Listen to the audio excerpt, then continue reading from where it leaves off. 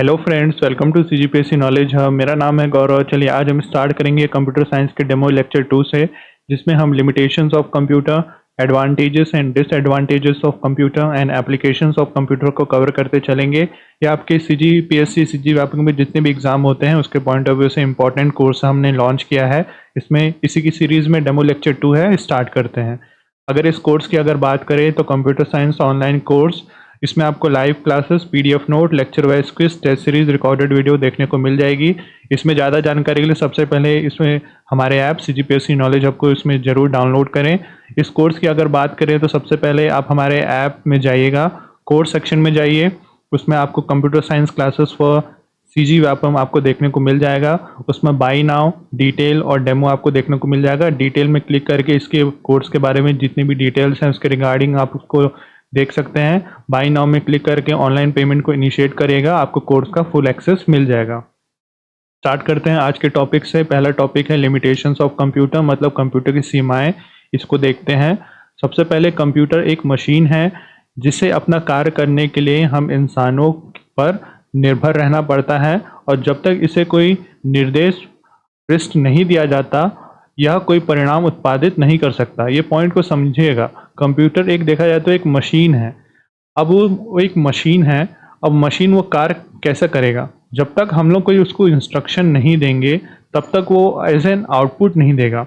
Computer का कार्य कैसे रहता है? सबसे पहले उसको इनपुट दिया जाता है और वो कंप्यूटर उस इनपुट को प्रोसेस करता है। ठीक है, प्रोसेस करने के बाद एज एन आउटपुट देता है। तो ये एक मशीन है। जब तक इसको इनपुट नहीं दिया जाएगा तब तक वो प्रोसेस नहीं करेगा, और प्रोसेस नहीं करेगा तब तक वो आउटपुट नहीं देगा। तो ये पॉइंट को जो है वो क्लियर रखिएगा। अगला पॉइंट है कंप्यूटर में विवेक नहीं होता, यह एक बुद्धिहीन मशीन है। ठीक है, अभी जो आर्टिफिशियल इंटेलिजेंस अभी इंट्रोड्यूस हुए हैं उसको साइड में रख के एक नॉर्मल सिस्टम के हिसाब से सोचेगा। ठीक है, नॉर्मल सिस्टम की अगर बात करें तो देखा जाए तो भले ही उसमें डेटा स्टोरेज करने की कैपेसिटी है, लेकिन उसमें खुद का एक इंटेलिजेंस जो होता है ना वो नहीं होता है। वह एक बुद्धिहीन मशीन रहता है, आपका जो नॉर्मल सिस्टम है वो। ठीक है, ये पॉइंट को क्लियर रखेगा। उसमें सोचने समझने की क्षमता नहीं होती है। ठीक है, ये नॉर्मल सिस्टम जो बहुत सारे कमर्शियल पर्पस के लिए यूज़ होते हैं या हम जो यूज़ करते हैं वो सिस्टम के बारे में बात हो रही है। ठीक है, तो ये जितने भी लिमिटेशंस है ये पॉइंट को एकदम क्लियर रखिएगा।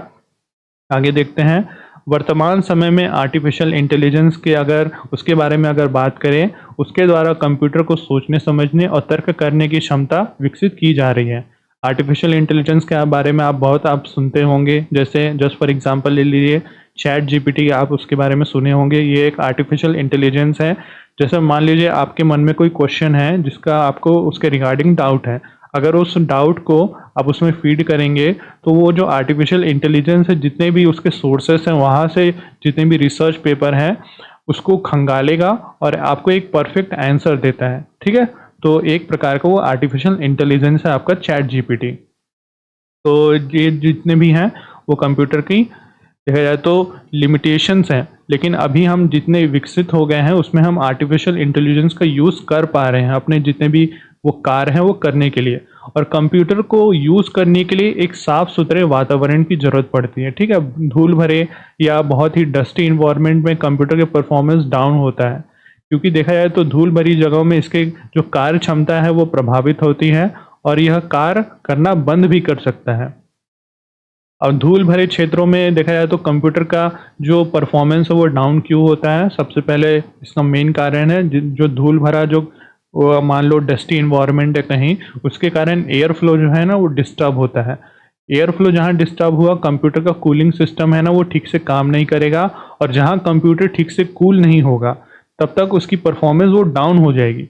कूलिंग होना बहुत ज़रूरी है। ठीक है, हीटिंग और कंप्यूटर की परफॉर्मेंस का एक इनवर्स प्रोपोर्शनल रहता है। जितनी ज़्यादा हीट होगा उतना ही आपका परफॉर्मेंस, आपके सिस्टम का परफॉर्मेंस डाउन होगा। तो ये सब जितने हैं लिमिटेशंस को अपने एक ध्यान में रखेगा। सबसे पहला लिमिटेशन, कंप्यूटर सबसे पहले तो एक मशीन है, ये बुद्धिहीन मशीन है। जब तक आप इसको इनपुट नहीं देंगे तब तक वो प्रोसेस नहीं करेगा, और जब तक वो प्रोसेस नहीं करेगा तब तक एज एन आउटपुट नहीं देगा, वो खुद से कार्य नहीं कर सकता। ठीक है, ये नॉर्मल सिस्टम की बात हो रही है, उसमें कुछ सोचने समझने की क्षमता नहीं होती, और कंप्यूटर सिस्टम है ना उसको मेंटेन करके चलना पड़ता है। ठीक है, बहुत ही डस्टी इन्वायरमेंट में आप उसका यूज़ नहीं कर सकते। तो ये सब जितनी है लिमिटेशंस ऑफ कंप्यूटर के अंदर आती है। चलिए आगे देखते हैं, दूसरा पॉइंट पढ़ते हैं, एडवांटेजेस ऑफ कंप्यूटर, मतलब कंप्यूटर के जो लाभ हैं उसके बारे में देखते हैं। सबसे पहला लाभ आपका मल्टीटास्किंग है। मल्टीटास्किंग देखा जाए तो कंप्यूटर का एक बहुत बड़ा एडवांटेज है। मल्टीटास्किंग कंप्यूटर का एक बहुत बड़ा एडवांटेज है। अब ये क्यों है, देखा जाए तो मल्टीटास्किंग से क्या होता है, बहुत सारे कार्य आप एक साथ कर सकते हैं और वो एक साथ करने के कारण बहुत कम समय में आपके जितने भी टास्क हैं वो कम समय में ही पूरे हो जाते हैं। इससे कोई आदमी आसानी से multiple task, multiple operation, numerical problem को कैलकुलेट कर सकता है और कुछ ही सेकंड में कंप्यूटर आसानी से ट्रिलियंस ऑफ इंस्ट्रक्शन पर सेकंड में कैलकुलेट कर सकता है। इसकी कैलकुलेशन पावर बहुत तेज होती है, बहुत ज़्यादा होती है कंप्यूटर की कैलकुलेशन पावर। और देखा जाए तो जो कंप्यूटर है ट्रिलियंस ऑफ ऑपरेशन को, इंस्ट्रक्शन को कुछ सेकंडों में कैलकुलेट कर सकता है। उस कंप्यूटर का पहला एडवांटेज है मल्टीटास्किंग। दूसरा एडवांटेज की बात करें तो कंप्यूटर का दूसरा एडवांटेज में आता है उसकी स्पीड। इसकी स्पीड जो है ना, वो बहुत बड़ा एडवांटेज है कंप्यूटर का। और इस स्पीड से क्या होता है, जो जितने भी टास्क हैं वो उसको जल्दी कंप्लीट करने में मदद रहती है। तो ये दूसरा एडवांटेज रहा। और इसके प्राय सभी ऑपरेशन को तुरंत ही किया जा सकता है, अन्यथा इसे करने में बहुत समय लगता है। ठीक है, तो ये कंप्यूटर का दूसरा एडवांटेज रहा। पहला एडवांटेज आपका मल्टीटास्किंग, दूसरा एडवांटेज आपका स्पीड आ गया। तीसरा एडवांटेज की बात करें तो कॉस्ट एंड स्टोरेज। यह एक लो कॉस्ट सॉल्यूशन होता है, कंप्यूटर की इसमें बात हो रही है। कंप्यूटर एक लो कॉस्ट सॉल्यूशन रहता है क्योंकि इसमें ज़्यादा मात्रा में डेटा को कम बजट में देखा जाए तो सेव करके रखा जा सकता है। जस्ट फॉर एग्जांपल ले लीजिए आपका जो हार्ड डिस्क रहता है उसको। अब हार्ड डिस्क एक हैंडी डिवाइस है, ठीक है, बहुत छोटी सी एक डिवाइस आती है, उसमें बहुत सारे डेटा को स्टोर करके रखा जाता है, उसकी स्टोरेज कैपेसिटी बहुत होती है। ठीक है, तो कंप्यूटर जितने भी सिस्टम उससे एसोसिएटेड रहते हैं उसकी स्टोरिंग कैपेसिटी, उसकी कॉस्ट, स्टोरेज कैपेसिटी बहुत अच्छी होती है। सेंट्रलाइज डेटाबेस का इस्तेमाल करके बहुत ही हाई क्वालिटी के इंफॉर्मेशन को स्टोर करके रखा जा सकता है, जिससे कॉस्ट को बहुत हद तक कम किया जा सकता है। ठीक है, हैंडी डिवाइसेस आजकल आने लग गए हैं, सेंट्रलाइज डेटाबेस क्रिएट करे जा रहे हैं बहुत सारे डेटा को बहुत ही कम जगह में ज़्यादा डेटा को स्टोर करने के लिए। ठीक है, तो ये तीसरा पॉइंट कॉस्ट एंड स्टोरेज को ध्यान में रखिएगा। चौथा पॉइंट आपका आ जाएगा एक्यूरेसी। कंप्यूटर सिस्टम बहुत एक्यूरेट रहते हैं। ठीक है, कंप्यूटर सिस्टम का क्या फीचर रहता है, जैसे आप इंस्ट्रक्शन उसको देंगे वैसे ही वो प्रोसेस करेगा और एज एन आउटपुट वो देगा। ठीक है, अगर आप उसको सही इंस्ट्रक्शन दे रहे हैं तो लगभग 99.9% केस में वो आपको सही आंसर आपको वो कैलकुलेट करके देगा। ठीक है, कंप्यूटर अपने कैलकुलेशन को लेकर बहुत ही ज़्यादा एक्यूरेट रहते हैं, इसमें गलत होने की संभावना ना के बराबर रहती है। जब तक आपका सिस्टम ठीक से काम कर रहा है, अगर वो कुछ उसमें कोई समस्या नहीं है, तब तक वो एकदम सही एक्यूरेट आंसर आपको, एक्यूरेट आउटपुट आपको निकाल के देगा। ठीक है, तो चौथा एडवांटेज था कंप्यूटर की बात करें। पांचवा एडवांटेज है इसका डेटा सिक्योरिटी। डिजिटल डेटा को प्रोटेक्ट करना ही डेटा सिक्योरिटी कहलाता है और कंप्यूटर हमारे डिजिटल डेटा को अनऑथराइज यूजर्स जैसे साइबर अटैक और जितने भी एक्सेस अटैक रहते हैं उससे रक्षा करता है। अगर डेटा सिक्योरिटी की बात करें तो एक बहुत बड़ा इशू भी है हमारी डेटा सिक्योरिटी को लेकर। आजकल बहुत सारे इंफॉर्मेशन अब डिजिटल फॉर्मेट में कन्वर्ट होते जा रहे हैं और वो डिजिटल फॉर्मेट में ही जाके स्टोर रहते हैं, तो इनकी जो सिक्योरिटी है वो बहुत बड़ा अब क्वेश्चन मार्क उसमें आ गया है। ठीक है, उसकी सिक्योर करके कैसे रखा जाए, उसको अनऑथराइज यूज़र से कैसे बचाया जाए, साइबर अटैक जितने भी आजकल होते हैं उससे कैसे बचाया जाए, एक्सेस अटैक होते हैं। ठीक है, तो लेकिन देखा जाए तो जो आपका कंप्यूटर का one of the main advantage है, आपके डेटा जब तक कोई अटैक ना हो वो सुरक्षित रहेंगे, सालों साल सुरक्षित रहेंगे। ठीक है, तो ये कंप्यूटर के कुछ एडवांटेज हुए। सबसे पहला एडवांटेज आपको ध्यान में रखना है, कंप्यूटर मल्टीटास्किंग बहुत अच्छे से परफॉर्म कर सकता है, कंप्यूटर बहुत स्पीड से काम करता है, उसकी कैलकुलेशन पावर बहुत अच्छी होती है। ठीक है, millions of trillions of instruction पर सेकंड में ही कैलकुलेशन कर लेता है।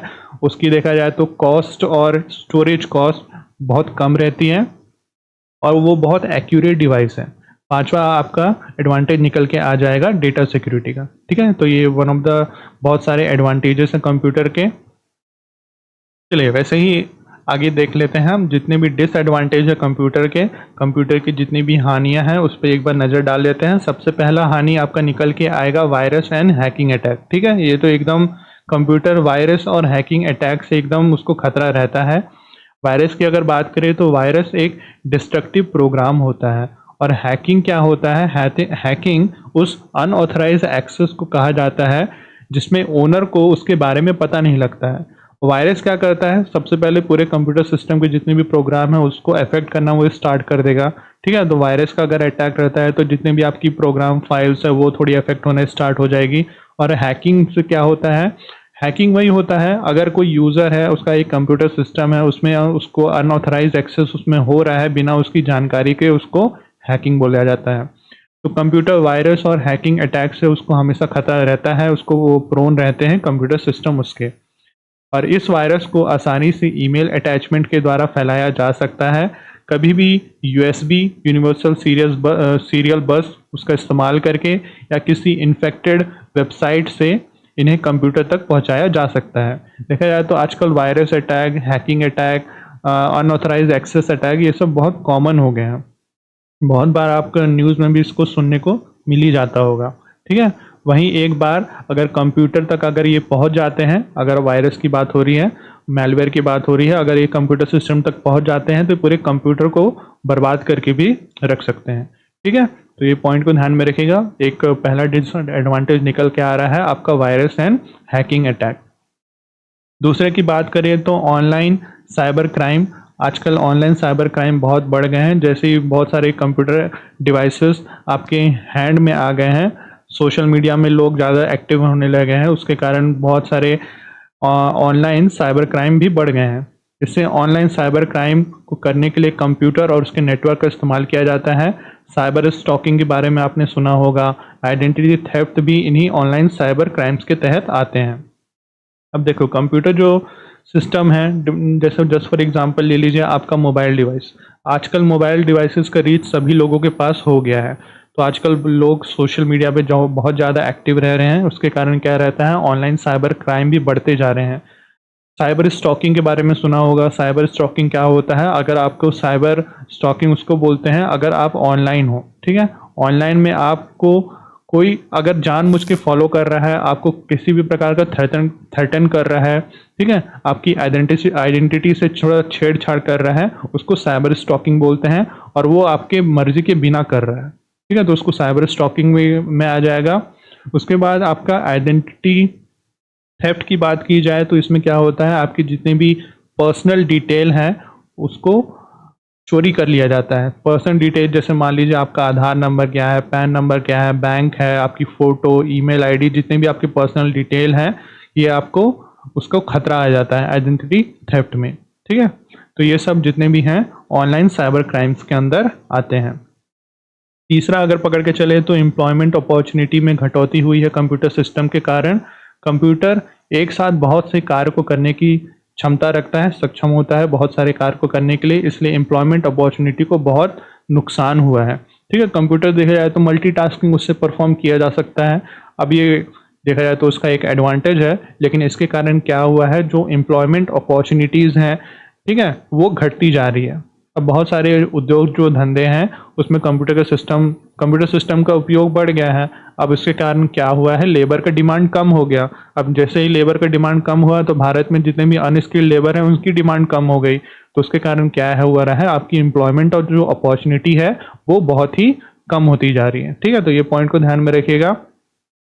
बैंकिंग सेक्टर से लेकर गवर्नमेंट सेक्टर तक यहाँ देखा जाए तो कंप्यूटर को ज़्यादा महत्व दिया जा रहा है और लोगों के स्थान पे कंप्यूटर सिस्टम का उपयोग किया जा रहा है, इसलिए बेरोजगारी है वो बढ़ती जा रही है। ठीक है, तो ये वन ऑफ द डिसएडवांटेज है कंप्यूटर सिस्टम का कि एम्प्लॉयमेंट अपॉर्चुनिटीज़ में लगातार कमी आ रही है और ये कमी लगातार आती रहेगी जैसे जैसे और एडवांस सिस्टम आते रहेंगे, इंट्रोड्यूस होते रहेंगे मार्केट में, तो ये वन ऑफ द डिसएडवांटेज रहेगा ही रहेगा। अन्य डिसएडवांटेज की अगर बात करें तो कंप्यूटर की खुद की इंटेलिजेंट क्वेश्चन नहीं होती है। ठीक है, उसको देखा जाए तो यूज़र पर निर्भर होता है, वो खुद से डिसीजन नहीं ले पाता है। अगर मेरे को इंस्ट्रक्शन फीड करना है, जस्ट फॉर एग्जांपल अगर पी टाइप करना है तो मुझे कीबोर्ड से उसको इंस्ट्रक्शन देना पड़ेगा, वो उसको प्रोसेस करेगा और एज एन आउटपुट मॉनिटर में शो करेगा। ठीक है, वो खुद ब खुद ऐसे डिसीजन नहीं ले सकता। ये पॉइंट को क्लियर रखेगा। इसकी कोई फीलिंग नहीं होती है, वो खुद से डिसीजन नहीं ले सकता। ये वन ऑफ द डिसएडवांटेज है कंप्यूटर का। ठीक है, तो डिसएडवांटेज ऑफ कंप्यूटर में हमने देखा सबसे पहला डिसएडवांटेज वो वायरस और हैकिंग अटैक से हमेशा उसको खतरा रहता है। दूसरा उसका डिसएडवांटेज बन गया ऑनलाइन साइबर क्राइम। तीसरा एम्प्लॉयमेंट अपॉर्चुनिटीज़ में लगातार घटौती होना, और ये घटौती रहेगी ही रहेगी। ठीक है, जैसे जैसे एडवांस सिस्टम आते जाएंगे वैसे ही जितने भी खासकर जो अनस्किल लेबर हैं उनकी डिमांड कम होते जाएगी। और बहुत सारे अदर डिसएडवांटेज की अगर बात करें तो कंप्यूटर का खुद का आईक्यू नहीं होता, वो यूज़र पर निर्भर होता है, उसकी खुद की फीलिंग नहीं होती, वो खुद से डिसीजन नहीं ले पाता। तो ये सब जितने भी हैं डिसएडवांटेज ऑफ कंप्यूटर के अंदर आ जाते हैं। ठीक है, तो ये सब पॉइंट्स क्लियर रखिएगा। चलिए अब हम आगे देखते हैं एप्लीकेशंस ऑफ कंप्यूटर में। जितने भी कंप्यूटर के एप्लीकेशंस है, कंप्यूटर का उपयोग जितने भी फील्ड में होता है, उसका एक ब्रीफ इंट्रोडक्शन लेते हुए चलते हैं। सबसे पहले शिक्षा के क्षेत्र में कंप्यूटर का उपयोग है। जैसे कि आप देखे रहे हैं, मैं आपको अभी पढ़ा रहा हूँ, तो ये कैसे पढ़ा रहा हूँ, उसमें कंप्यूटर का उपयोग आ ही रहा है। और ये शिक्षा के क्षेत्र में कंप्यूटर का उपयोग जो आपकी कोरोना वायरस जो आया था, कोविड जो आया था, उसके बाद से बहुत बढ़ गया है। शिक्षा में इसका इस्तेमाल देखा जाए तो बहुत बढ़ गया है। अगर कोई स्टूडेंट किसी भी चीज़ के बारे में जानकारी चाहता है तो कुछ मिनट में उसकी जानकारी को वो पा सकता है। जैसे जस्ट फॉर एग्जांपल अगर आपको किसी भी टॉपिक में डाउट हो रहा है, तो अगर उस डाउट को आप इंटरनेट में सर्च करेंगे तो उसके बारे में जितने भी रिसर्च पेपर हैं, उसके बारे में जितनी भी इंफॉर्मेशन है अब तक हुई है, तो आपको पूरा उसका एक्सेस आपको मिल जाएगा और बहुत ही कम समय मिल जाएगा। ठीक है, तो शिक्षा के क्षेत्र में कंप्यूटर का उपयोग हो ही रहा है, इससे आप अवगत होंगे ही। कंप्यूटर की मदद से स्टूडेंट की लर्निंग परफॉर्मेंस में काफ़ी बढ़ोतरी हुई है। आजकल इंफॉर्मेशन को एक्सेस करना, उसको कलेक्ट करना, ठीक है, बहुत आसान हो गया है। तो पहला आपका पॉइंट है शिक्षा के क्षेत्र में कंप्यूटर का उपयोग बढ़ गया है। दूसरा आपका है स्वास्थ्य और चिकित्सा के क्षेत्र में। हेल्थ और मेडिसिन के लिए देखा जाए तो कंप्यूटर सिस्टम अब वरदान के रूप में साबित हो रहा है। इसकी मदद से आजकल मरीजों का इलाज भी हो रहा है और ये बहुत आसानी से होता है। ठीक है, आजकल सभी चीज़ें डिजिटल हो गई है, जिससे बड़ी आसानी से रोगों के बारे में पता चल जाता है और इसके हिसाब से उसका इलाज भी पॉसिबल है। स्वास्थ्य और शिक्षा के अगर सेक्टर की बात करें तो कंप्यूटर का one of the main application आता है आपके डायग्नोस्टिक सेक्टर में। डायग्नोस्टिक सेक्टर की अगर बात करें तो जितने भी लैब्स होते हैं उसमें बहुत सारे कंप्यूटर सिस्टम का यूज़ रहता है डायग्नोस्टिक करने के लिए। ठीक है, जितने भी आपके लैब्स रहते हैं उसमें डायग्नोस्टिक करने के लिए कंप्यूटर सिस्टम का यूज़ आता है और वो बहुत ही कम समय में किसी भी बीमारी को डायग्नोस करके पता उसका लगा सकते हैं बहुत ही कम समय में। और पेशेंट को अगर उस हिसाब से समय पर इलाज मिल जाए, ठीक है, तो पेशेंट उस बीमारी से रिकवर भी होता है। तो कंप्यूटर का दूसरा बहुत ही मेन एप्लीकेशन आपके स्वास्थ्य और चिकित्सा में आता है। तीसरा एप्लीकेशन लेके चलते हैं हम लोग रक्षा डिफेंस के सेक्टर में। सेना में इसका इस्तेमाल, कंप्यूटर सिस्टम का इस्तेमाल काफ़ी हद तक बढ़ गया है, जिसकी मदद से अब हमारी सेना और ज़्यादा सशक्त बन गई है। ठीक है, एम्पावर किया है डिफेंस सेक्टर को कंप्यूटर सिस्टम ने, क्योंकि सभी चीज़ों को कंप्यूटर की मदद से कंट्रोल किया जा रहा है। ठीक है, तो डिफेंस के क्षेत्र में जितने भी डेवलपमेंट्स हो रही हैं उसमें कंप्यूटर सिस्टम का यूज़ किया जा रहा है। आजकल बहुत सारे एडवांस्ड इक्विपमेंट्स का सेना इस्तेमाल कर रही है। ठीक है, सर्विलेंस एक्टिविटीज़ में इसका इस्तेमाल हो रहा है और जितने भी बोल सकते हैं हथियार जो बन रहे हैं वो उसमें बहुत सारे कॉम्प्लेक्स सिस्टम का यूज़ आ रहा है जो बहुत ही घातक साबित होते हैं हमारे दुश्मनों के लिए। ठीक है, दुश्मन देशों के लिए बहुत ही घातक साबित हो रहे हैं और इससे क्या हो रहा है, हमारी जो सेना है वो सशक्त हो रही है। चौथा पॉइंट लेके चलते हैं विज्ञान के क्षेत्र में कंप्यूटर का उपयोग। कंप्यूटर तो साइंस की ही देन है और इससे रिसर्च में बहुत ही आसानी होती है। आजकल जितने भी रिसर्च पेपर जो रिसर्च होते हैं, R&D वर्क रहते हैं, उसमें कंप्यूटर सिस्टम का उपयोग आता ही आता है। और आजकल क्या रहा है, कोलैबोरेशन का ट्रेंड है। कोलैबोरेशन का ट्रेंड मतलब क्या होता है, अगर कोई साइंटिस्ट इंडिया का है तो वो US के साइंटिस्ट के साथ, कनाडा के साइंटिस्ट के साथ, यूरोप और जितने भी अदर देश के साइंटिस्ट हैं उसके साथ कोलैबोरेशन करके देखा जाए तो एक किसी भी पर्टिकुलर टॉपिक में रिसर्च करता है। इससे क्या होता है, अगर मान लो बहुत सारे अच्छे माइंड्स अगर एक साथ काम करते हैं ना, तो जो रिजल्ट है ना वो बहुत अच्छा होता है। ठीक है, तो इसके कारण ये भी एक एडवांटेज देखने को मिल रहा है। अभी मान लो एक साथ काम कर रहे हैं तो उन लोग को एक साथ एक जगह मिल के काम करने की ज़रूरत नहीं, कंप्यूटर सिस्टम से वो कनेक्टिविटी वो आ गई है कि वो अपने घर में बैठे बैठे एक दूसरे को कांटेक्ट कर सकते हैं, एक किसी भी पर्टिकुलर टॉपिक में रिसर्च कर सकते हैं। ठीक है, तो चौथा पॉइंट आपका एप्लीकेशंस ऑफ कंप्यूटर में, विज्ञान के क्षेत्र में कंप्यूटर का उपयोग अभी बहुत हद तक बढ़ गया है, तो ये आ जाएगा। पांचवा आपका बिजनेस में आ जाएगा। बिजनेस में इसका इस्तेमाल बहुत बड़ा है। अगर बिजनेस की प्रोडक्टिविटी की बात की जाए, कॉम्पिटिटिवनेस की बात की जाए, तो कंप्यूटर सिस्टम ने बिजनेस की प्रोडक्टिविटी, कॉम्पिटिटिवनेस को बहुत हद तक बढ़ा दिया है। बिजनेस सेक्टर्स की बात की जाए तो इसकी मार्केटिंग में, रिटेलिंग में, बैंकिंग में, स्टॉक ट्रेडिंग में, हर जगह इसका इस्तेमाल अब एप्लीकेशन इसका आ गया है। अब देखा जाए तो सभी चीज़ें डिजिटल होने के कारण जितनी भी प्रोसेसिंग है उसकी फास्ट हो गई है।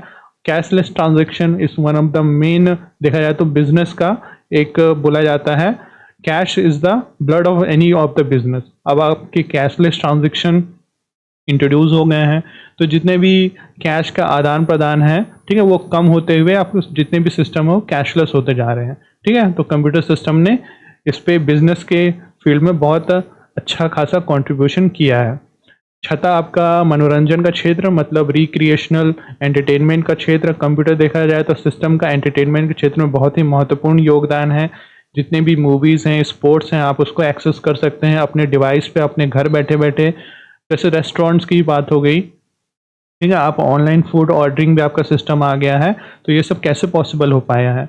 कंप्यूटर सिस्टम के द्वारा। ठीक है, तो कंप्यूटर सिस्टम आपके रिक्रिएशनल या मनोरंजन के क्षेत्र में भी बहुत इंपॉर्टेंट कंट्रीब्यूशन करते रहे हैं। अब आठवां आता है आपके गवर्नमेंट सेक्टर में। ठीक है, आजकल तो जो जितने भी गवर्नमेंट सेक्टर हैं, ठीक है, गवर्नमेंट यानी जितनी भी एक्टिविटीज़ होती हैं उसमें अब कंप्यूटर सिस्टम का मुख्य उसमें फोकस आ गया है उनका।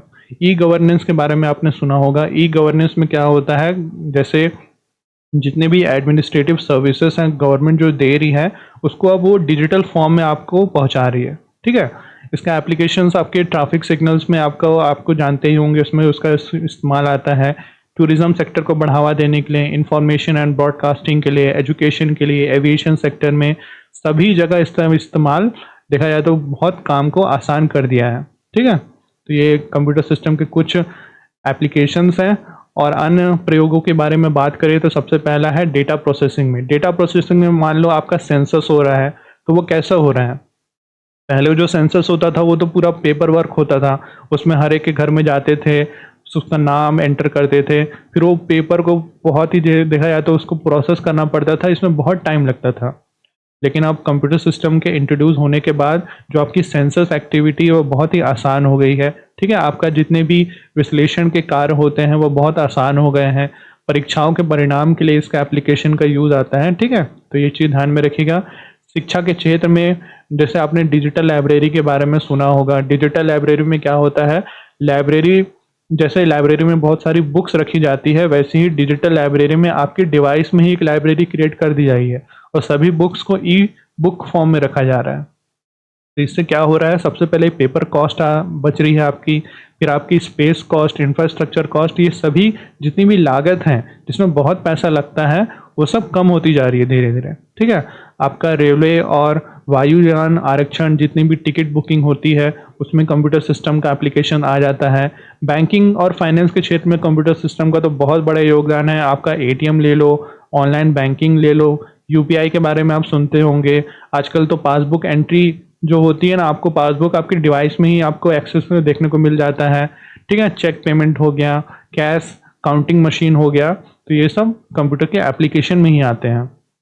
उसके बाद आपका स्पेस रिसर्च एंड टेक्नोलॉजी की अगर बात करें तो ग्रह और उपग्रह अंतरिक्ष की जितने भी घटनाएं हैं उसको अध्ययन करने के लिए इसका यूज़ होता है। सैटेलाइट लॉन्चर्स के बारे में आपने सुना होगा। सैटेलाइट लॉन्चर्स में तो कितने सारे कंप्यूटर सिस्टम का यूज़ होता है, आपने देखा भी होगा न्यूज़ में। ठीक है, हमारे इसरो के साइंटिस्ट कितने सारे कंप्यूटर सिस्टम का, कितने सारे कॉम्प्लेक्स सिस्टम का यूज़ करके सैटेलाइट को लॉन्च करते हैं। ठीक है, तो उसमें भी कंप्यूटर एप्लीकेशन उसमें आ ही जाता है। संचार की बात करें, मतलब टेलीकम्युनिकेशन की बात करें तो टेलीफोन, इंटरनेट एप्लीकेशन है कंप्यूटर का।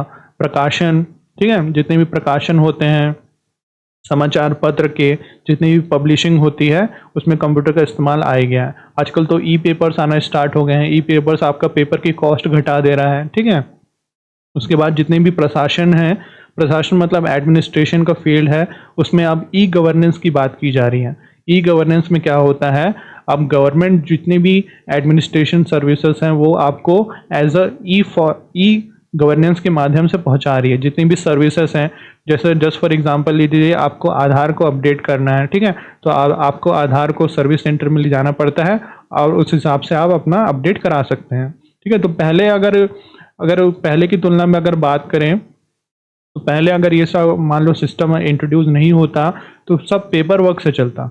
अब ये पेपर वर्क से चलने के कारण बहुत समय लग जाता, ठीक है। तो ये सब जितने भी हैं सभी एप्लीकेशंस ऑफ कंप्यूटर के अंदर आ जाते हैं, ठीक है। तो हमने देखा एप्लीकेशन ऑफ कंप्यूटर में सबसे पहले शिक्षा के क्षेत्र में कंप्यूटर का उपयोग होना बहुत एडवांटेज है उसके लिए। दूसरा स्वास्थ्य और चिकित्सा के क्षेत्र में देख लिया। तीसरा डिफेंस क्षेत्र में देख लिया। चौथा विज्ञान के क्षेत्र में कंप्यूटर का उपयोग देखा है। पांचवा आपके बिजनेस एप्लीकेशंस में यूज़ होता है। फिर आपके मनोरंजन के क्षेत्र में होता है। आपकी जितनी भी गवर्नमेंट सर्विस है उसमें यूज़ होता है। डेटा प्रोसेसिंग में जैसे सेंसस के कार्य हो गए वहाँ आपका यूज़ आ जाएगा। जितने भी विश्लेषण के कार्य होते हैं वहाँ उसका यूज़ आएगा। परीक्षा का परिणाम अगर निकालना है।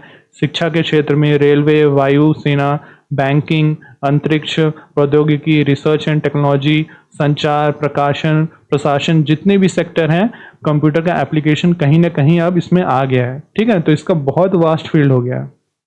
तो ये सब जितने भी थे एप्लीकेशंस ऑफ कंप्यूटर के बारे में एक ब्रीफ था। आपको देखा जाए तो आपके आंसर राइटिंग में बहुत हेल्प करेगा, आपको एक जनरल नॉलेज डेवलप करने में मदद करेगा, ठीक है। तो आज के लिए बस इतना ही करते हैं। This is Gaurav Bhandarkar signing off for today. Thank you.